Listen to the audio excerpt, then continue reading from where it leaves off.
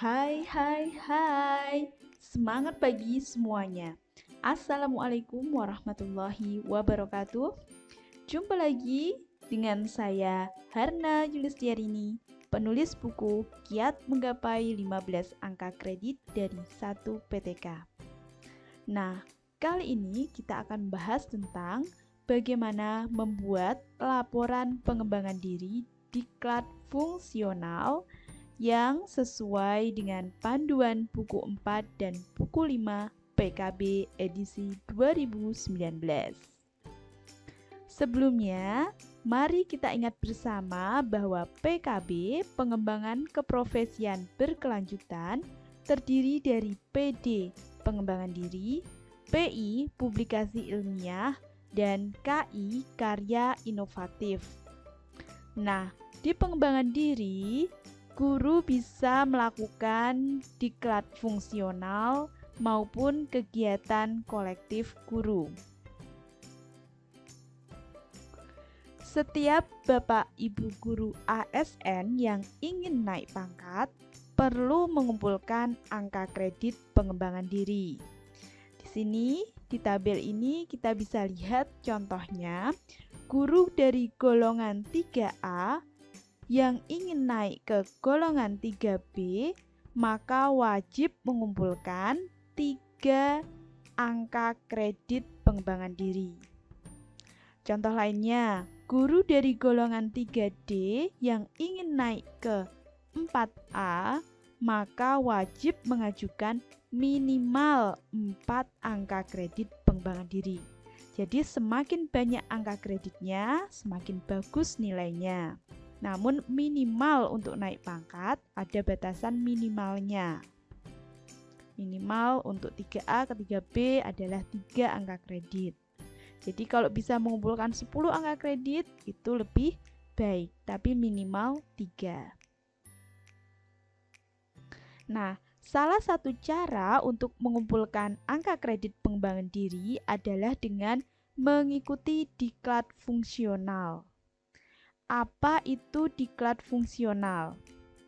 Diklat fungsional menurut buku 5, halaman 5, pendidikan dan pelatihan fungsional adalah upaya peningkatan kompetensi guru dan atau pemantapan wawasan, pengetahuan, sikap, nilai, dan keterampilan yang sesuai dengan profesi guru yang bermanfaat dalam pelaksanaan tugas guru.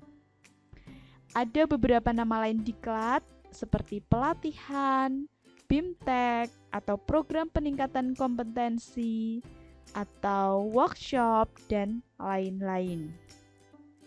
Nah, beberapa materi yang bisa diikuti oleh guru yaitu yang pertama, diklat tentang kompetensi pedagogik dan profesional, kurikulum, RPP, dan bahan ajar, program kerja dan atau perencanaan pendidikan, misalnya diklat sekolah adiwiyata atau diklat sekolah unggulan, dan sebagainya. Kemudian tentang metodologi mengajar, tentang penilaian proses dan hasil pembelajaran, tentang penggunaan dan pengembangan IT, misalnya diklat pembuatan website sekolah atau diklat pengembangan TV sekolah misalnya. Kemudian inovasi proses pembelajaran, publikasi ilmiah misalnya pelatihan penyusunan buku pedoman guru, pelatihan artikel ilmiah jurnal, pelatihan penyusunan penelitian tindakan kelas, pelatihan best practice, dan sebagainya. Kemudian diklat tentang karya inovatif, misalnya pelatihan tentang teknologi tepat guna, tentang alat peraga, bahan ajar interaktif, penulisan buku fiksi, dan sebagainya. Kemudian diklat tentang kemampuan mempresentasikan hasil karya, dan juga diklat tentang peningkatan kompetensi lain yang terkait tugas tambahan atau tugas lain yang relevan di sekolah. Misalnya pelatihan pengelolaan perpustakaan, pelatihan bagi pengelolaan laboratorium, pelatihan bagi pembina OSIS, diklat pembina ekstrakurikuler, dan sebagainya. Nah, besarnya angka kredit diklat ditentukan dari durasi waktu lamanya pelaksanaan diklat. Misalnya, diklat yang dilaksanakan selama 30 jam sampai dengan 80 jam pelatihan, angka kreditnya adalah 1. Diklat yang dilaksanakan selama 81 jam sampai dengan 180 jam, angka kreditnya 2, dan seterusnya. Nah, setelah mengikuti diklat, agar mendapatkan angka kredit, Bapak Ibu Guru harus menyusun laporan pengembangan diri diklat fungsional dengan format sesuai dengan buku 4, halaman 60 sampai 61. Laporan diklat terdiri dari bagian awal, bagian isi, dan bagian akhir. Di bagian awal terdiri dari judul diklat, waktu pelaksanaan, jadi tanggal berapa diklatnya itu, tempat, bisa di hotel mana atau gedung mana, atau secara online melalui website apa, dan sebagainya. Penyelenggara diklat, tujuan penyelenggaraan diklat, lama diklat berapa jam. Jadi ini sangat penting karena menentukan besarnya angka kredit diklat. Kemudian fotokopi sah surat tugas. Jadi surat tugas entah itu dari kepala sekolah atau surat tugas dari dinas itu difotokopi dan dilegalisir kepala sekolah. Kemudian fotokopi sah sertifikat. Jadi sertifikat yang diperoleh nanti difotokopi dan dilegalisir kepala sekolah. Di bagian isi terdapat tujuan dan alasan mengikuti diklat, deskripsi materi. Ini jadi materi-materi apa yang dipelajari pada saat diklat. Boleh juga diuraikan ringkasan materinya.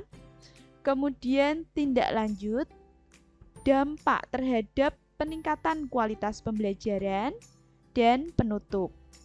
Di bagian akhir berupa matriks ringkasan pelaksanaan diklat. Matriknya berupa tabel semacam ini. Jadi ada nama kegiatan diklat, tempat kegiatan dan jumlah jam, kompetensi, nama fasilitator, mata kegiatan, nama penyelenggara kegiatan, dan dampak. Jadi ditulis di dalam tabel. Nah, laporan diklat yang kita ajukan untuk PAK ini juga bisa ditolak atau tidak dinilai jika yang pertama, beberapa data, tulisan, nama, tanggal, dan penulisan tidak konsisten. Misalnya, tanggal pelaksanaan diklat di laporan dengan di surat tugas atau juga di sertifikat tanggal pelaksanaan berbeda-beda. Nah, ini tidak konsisten, maka berpotensi untuk ditolak atau tidak dinilai. Yang kedua, materi tidak sesuai dengan tugas pokok guru yang bersangkutan. Misalnya, seorang guru matematika mengikuti diklat pelatihan bisnis online, misalnya. Ini tidak dinilai. Selanjutnya, yang ketiga, waktu pelaksanaan dan jumlah jam yang dilaporkan tidak memenuhi persyaratan sesuai peraturan yang berlaku. Jadi, sebagai contoh, diklat pola 40 jam dilakukan selama 2 hari. Ini sangat tidak mungkin, tidak rasional. Apakah 1 hari 20 jam untuk diklat? Kan tidak mungkin. Jadi tidak rasional sehingga berpotensi ditolak. Isi laporan tidak jelas. Laporan tidak mengikuti sistematika sesuai pedoman tadi. Jadi tidak ada bagian awal, bagian isi, bagian akhir, tidak ada matriksnya. Itu akan ditolak. Yang keenam, laporan belum ada pengesahan kepala sekolah.